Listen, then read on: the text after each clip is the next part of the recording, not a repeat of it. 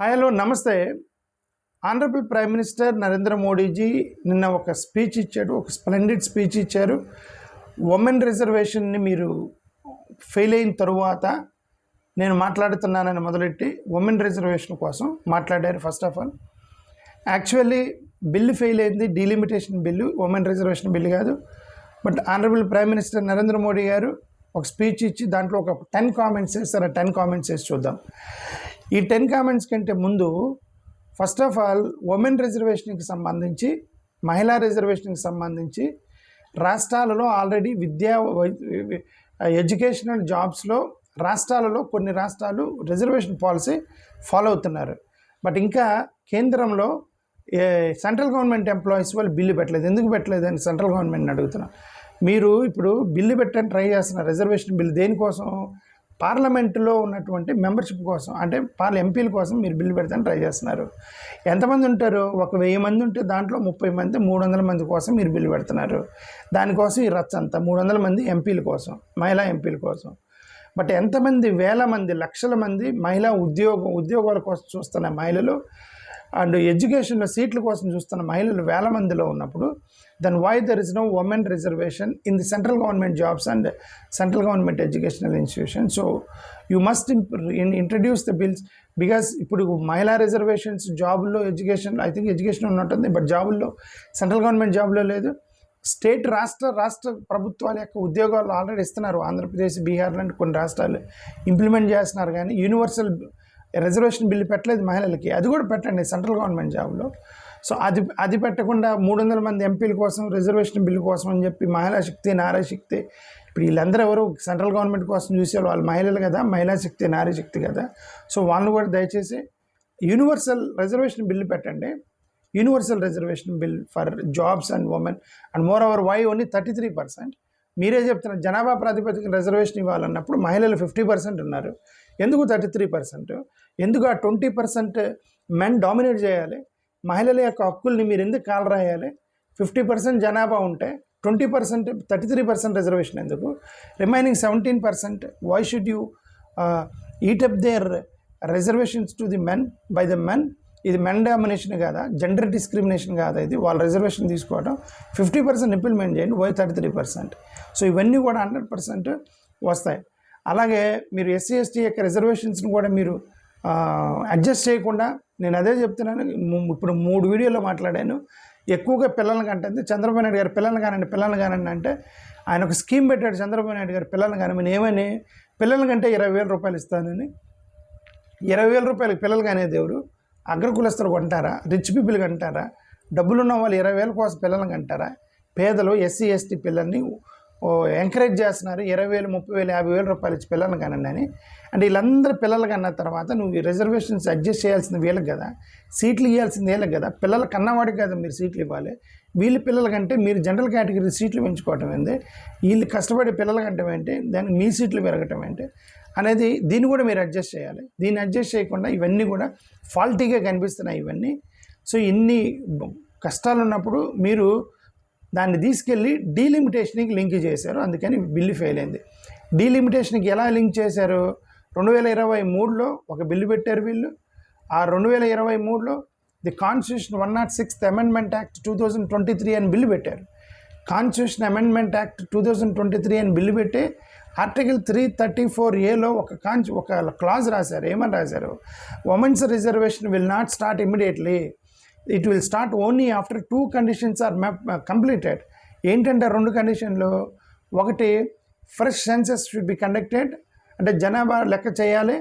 రెండోది, delimitation should be completed, then only the reservation will start అని దాంట్లో condition పెట్టారు. 106th amendment act 2023 article 334A అవసరం ఏముంది దానికి? రిజర్వేషన్ దానికి ఏమైనా సంబంధం ఉందా? మీరు ఒకసారి పర్సంటేజ్ ఫిక్స్ చేసిన తర్వాత ఇక నీకు జనాభా లెక్కలు ఎంతమంది ఉన్నారు లేదు, దానికి సంబంధం ఏముంది? లేదు కదా. ఇప్పుడు మీరు వ్యాపారం చేసేటప్పుడు మీరు షేర్ మాట్లాడుకుంటారు. ఇదిగో నీకు 50% షేర్ నీకు, 50% షేర్ నాకు, లేదంటే నీకు 30% నాకు 70% అని అగ్రిమెంట్ రాసుకుంటారు పార్ట్నర్షిప్ వ్యాపారాల్లో. ఆ తర్వాత లాభం ఎంత రాని, 1 కోటి రూపాయలు రాని, 200 కోట్లు రాని, 1000 కోట్లు రాని, ఆ పర్సంటేజ్ ప్రకారం షేర్ చేసుకుంటారు కదా. అలాగే ఈ 33% ఉమెన్ రిజర్వేషన్కి జనాభా ఎంత అంటే మీకెందుకు? దాన్ని మీరు వెంటనే సపరేట్గా బిల్లు పాస్ చేయాలి. బిల్లు పాస్ చేస్తే ఆ జనాభా ఎంత ఉండి దాన్ని బట్టి వాళ్ళ తర్వాత వాళ్ళ షేర్ వాళ్ళకి వచ్చేది. But what is the link at? There is no link. మీరు ఇచ్చేటువంటి రిజర్వేషన్ పర్సంటేజ్కి జనాభా ఎంత ఉన్నారనేది సంబంధం లేనప్పుడు సెన్సెస్తో లింక్ పెట్టడం ఏంటి అండ్ డీలిమిటేషన్తో లింక్ పెట్టడం ఏంటి? పర్సంటేజ్ ఫిక్స్ చేసి బిల్లు పాస్ చేయాలి. ఈ క్లాజ్ పెట్టారు కాబట్టి బిల్లు ఫెయిల్ అయింది. దేనికి? డీలిమిటేషన్ లింక్ పెట్టారు కాబట్టి ఫెయిల్ అయింది. ఇప్పుడు ఇమ్మీడియట్గా రీఇంట్రడ్యూస్ చేయండి, ఇది బిల్లు పాస్ అయింది. సరే, నరేంద్ర మోడీ గారు చేసినటువంటి 10 కామెంట్ల గురించి ఇప్పుడు మాట్లాడదాం. The 10 comments made yesterday splendid speech ఇచ్చారు ఆనరబుల్ ప్రైమ్ మినిస్టర్. ఆయన ఇచ్చినటువంటి స్పీచ్లో ఫస్ట్ కామెంట్, మాకు 66% ఓట్లు వచ్చినప్పటికీ 100% మహిళల యొక్క ఆశీర్వాదం ఉంది అని అన్నారు. 66% ఓట్లు ఎక్కడ వచ్చినాయి? ఫస్ట్ ఆఫ్ ఆల్ 2/3 మెజారిటీ రాకనే కదా బిల్లు ఫెయిల్ అయింది. First of all number 1. Number 2, 100% women ఆశీర్వాదాలు ఎందుకు ఉంటాయి? మీరు డీలిమిటేషన్ వల్ల సౌత్ ఇండియాలో దెబ్బతింటుంది, సౌత్ ఇండియా వాకు నష్టం జరుగుతుందని ఆందోళన చెందే వాళ్ళలో సౌత్ ఇండియాలో మహిళలు లేరా? వాళ్ళు ఎందుకు సపోర్ట్ చేస్తారు? 100% మహిళ ఎందుకు చేస్తారు? మీరు ఎందుకు చేస్తారు? ఇక్కడ డీలిమిటేషన్ వల్ల మా సదరన్ స్టేట్స్కి అన్యాయం జరుగుతుందని ఏడ్చే వాళ్ళలో మహిళలు కూడా ఉన్నారు కదా. మీరు అడ్జస్ట్ చేయలేదు కదా. ఎస్సీ ఎస్టీ బీసీలు వాళ్ళు ఇంకా కష్టపడే పిల్లలకి అంటుంది ఈ ఎస్సీ ఎస్టీ బీసీ మహిళలు. ఆ పిల్లలు కష్టపడి పిల్లల్ని కానీ వాళ్ళు 9 నెలలు మోసి ఆ తర్వాత వాళ్ళు పిల్లల్ని పెంచిన తర్వాత ఆ లెక్క చూపించుకొని మీరు సీట్లు తెచ్చుకుంటున్నారు, ఎంపీ సీట్లు. వీళ్ళకి కదా ఇవ్వాలి. కష్టపడి పిల్లల్ని కన్నటువంటి ఎస్సీ ఎస్టీ బీసీ మహిళలకి అయితే రిజర్వేషన్ ఇవ్వాలి. మీరు వీళ్ళకి ఇవ్వకుండా జనరల్ కేటగిరీకి మారుస్తున్నారు. అందుకని ఇప్పుడు 100% మహిళలు ఎందుకు ఆశీర్వాదం ఇస్తారు మోడీ గారికి? ఈ పిల్లల కన్నా వాళ్ళ మహిళలకు తెలుసు కదా. వాళ్ళు ఏమనుకుంటారు, ఇదేంద్ర మనం పిల్లల కంటే వాళ్ళు జనరల్ కేటగిరీ వాళ్ళకి సీట్లు పెంచడం ఏంది, లేదని వాళ్ళ పిల్లలు కనటం మానేస్తారు. సో 100% మహిళల యొక్క ఆశీర్వాదం మాకు ఉండిద్ది అనేది అదే నరేంద్ర మోడీ గారు అనుకోవడం పొరపాటు. సో కాబట్టి ఎందుకంటే సౌత్ ఇండియాలో కూడా మహిళలు ఉన్నారు, ఎస్సీ ఎస్టీ బీసీలో కూడా మహిళలు ఉన్నారు. వాళ్ళు మీరు పెట్టినటువంటి బిల్లుకి సాటిస్ఫై కాల. అది పాయింట్ 1 ఫస్ట్ కామెంట్ చేశారు. రెండో కామెంట్, అపోజిషన్ పాపం చేసింది మహిళా రిజర్వేషన్ అడ్డుకోనని అన్నాడు. మహిళా రిజర్వేషన్ అపోజిషన్ అడ్డుకుందా? ఫస్ట్ ఆఫ్ ఆల్ అపోజిషన్ మహిళా రిజర్వేషన్ అడ్డుకుందా? డీలిమిటేషన్ బిల్లుని అడ్డుకుందా? వాళ్ళు డీలిమిటేషన్ బిల్లుని అడ్డుకున్నారు.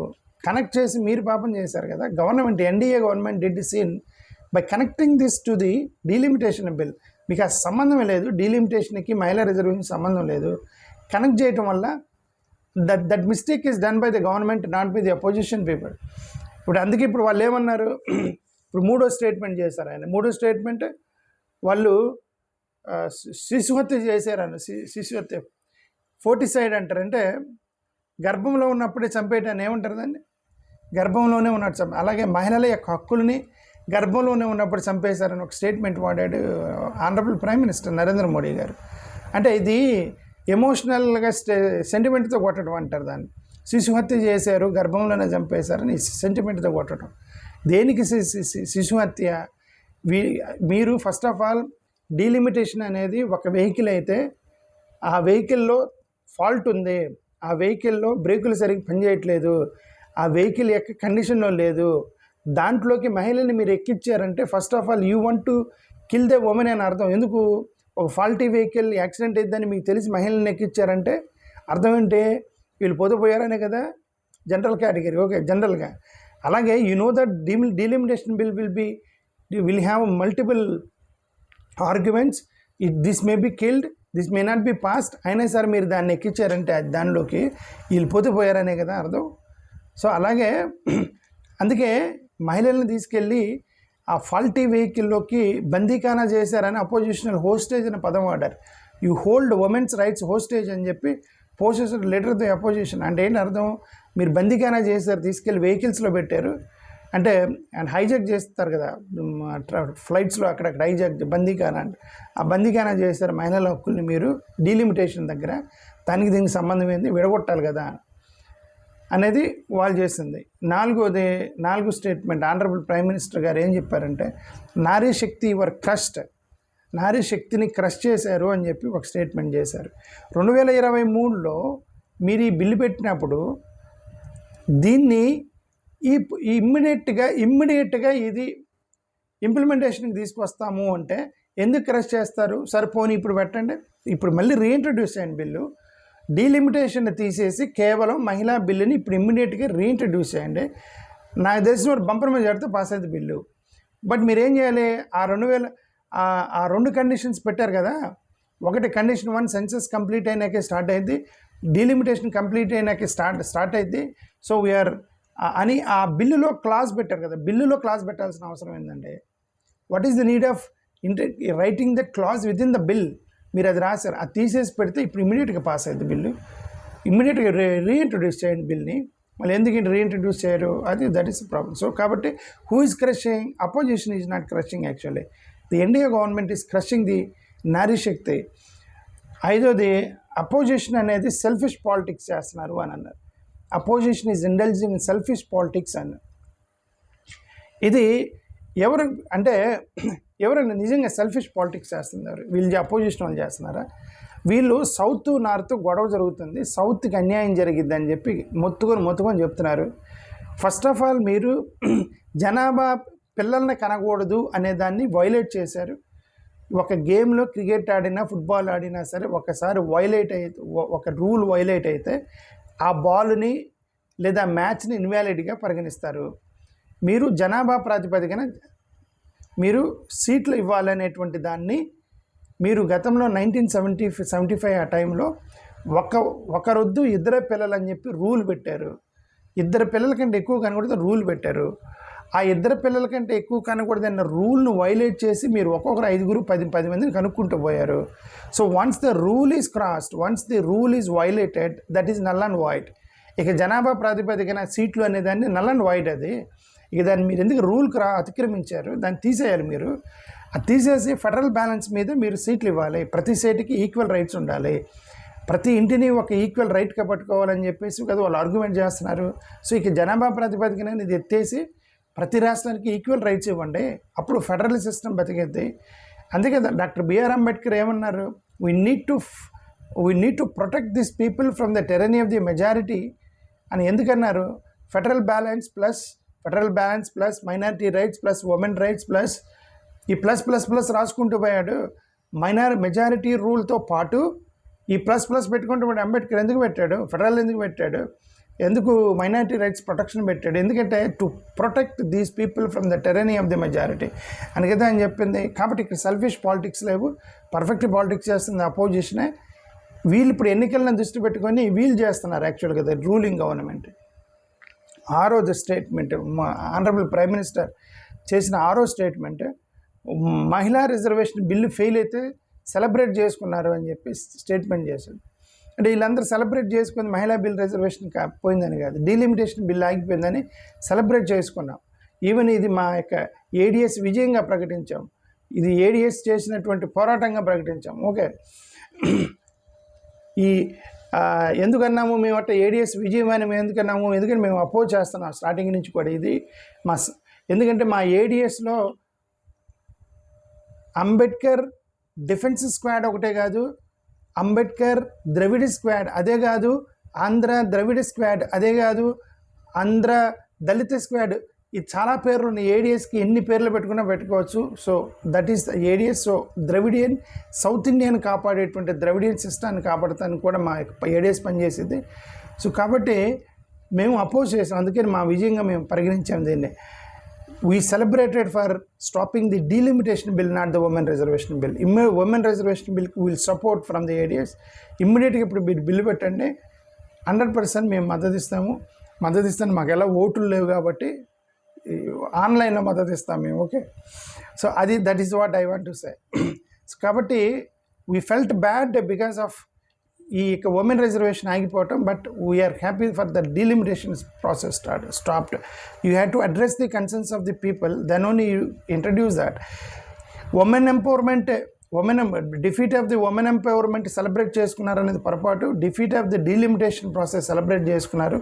We felt bad for women empowerment for linking this. First of all you are the reason for linking that to the women empowerment. 7వ statement honourable prime minister చేసింది. మీరు రాజ్యాంగాన్ని చంపేసినటువంటి క్రిమినల్స్, హంతకులు, నారీ శక్తిని చంపేసిన హంతకులని నేను ఆ స్పీచ్లో ఇచ్చారనమాట. నిన్న ఈవినింగ్ 7-8కి స్పీచ్ ఇచ్చారు. Criminals of constitution. First of all రాజ్యాంగాన్ని చంపింది ఏం లేదు. ఓటింగ్ చేయాలంటే రాజ్యాంగం కదా. మీరు ఒక బిల్లుని అడ్డుకోవడానికి ఎగెన్స్ట్గా ఓటు వేయచ్చు అని చెప్పిందే రాజ్యాంగం. Constitutionally they stopped, constitutionally they saved the southern states. So there is no రాజ్యాంగాన్ని వైలేట్ చేసి, రాజ్యాంగాన్ని మర్డర్ చేసి, what is the criminal of constitution?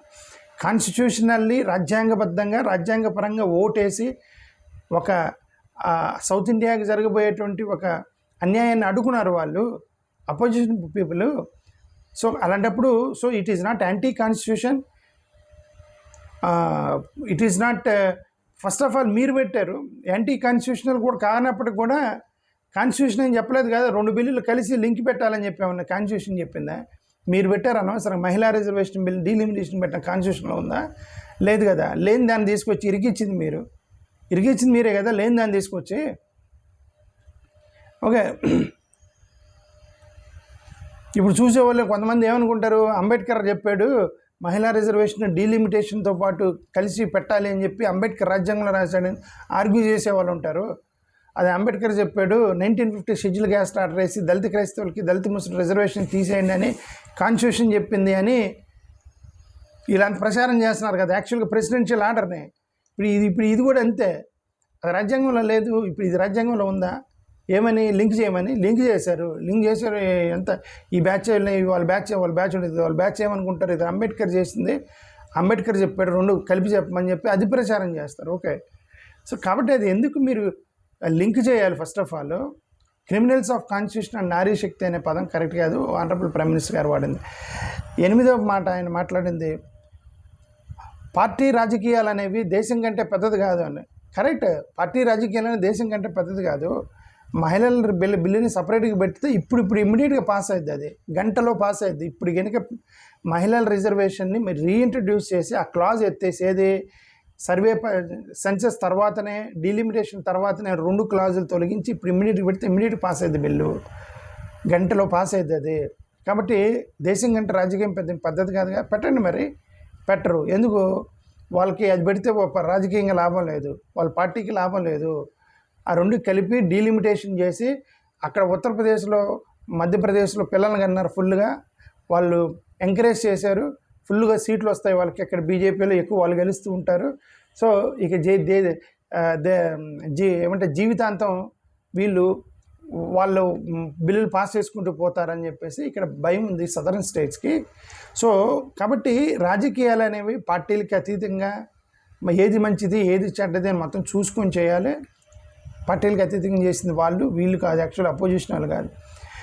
9వది honourable prime minister చెప్పింది, మా శక్తి మేర మేము ట్రైడ్ అవర్ బెస్ట్, శక్తి మేర మేము ప్రయత్నించాము, కానీ అపోజిషన్ బ్లాక్ చేసిందంటే ఏది? మహిళా శక్తి బిల్లుని. ఓకే. యాక్చువల్గా గవర్నమెంట్ 2/3 మెజారిటీ ఉండాలి కదా. ఇప్పుడు బిల్లు పాస్ అంటే 2/3 మెజారిటీ మీకు లేదు. ఫస్ట్ ఆఫ్ ఆల్ ఏదో ఒక 20-30 సీట్లు ఎక్కువ ఉన్నాయి, అది కూడా తెలుగుదేశం మీద ఆధారపడి రన్ అవుతున్న గవర్నమెంట్ ఇది.